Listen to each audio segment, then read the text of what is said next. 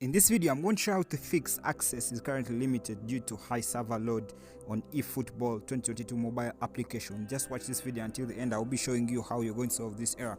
So for beginners, for the first time now, recently this came out from the PES efootball message showing us that we plan to update the mobile app to efootball 2022 during the large-scale maintenance, which is supposed to be scheduled from 30th of May up to 2nd. So it happens that today is the 2nd, and then many users are experiencing this error from after having the application for such a long time. They're not able to do the playing of their game the way they want it. So to overcome this error that is popping up on your phone, just make sure that when I experienced this error, I had to make sure I uninstall the application, and I installed the application and I want to install it again. Try to, if you still have the application still installed within your phone, try to make an update from Google Play Store. Go to Google Play Store and try to make an update of the efootball application.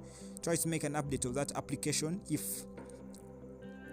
Try to make the update. When you make the update, you should be able to experience some changes. If that doesn't happen, try to do the following steps so that you could overcome this error. Now, you need to make sure that you have a strong internet connection.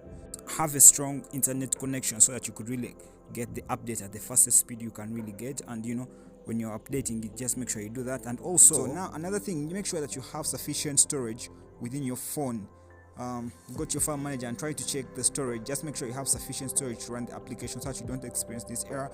And you can also try to power off, reboot your phone. You can try to reboot your phone and make sure that the phone restarts again, and so that you overcome this problem. If that doesn't help, then the app developers will come up with a solution and we should be able to get our game back. Thanks for watching. Hit subscribe and like.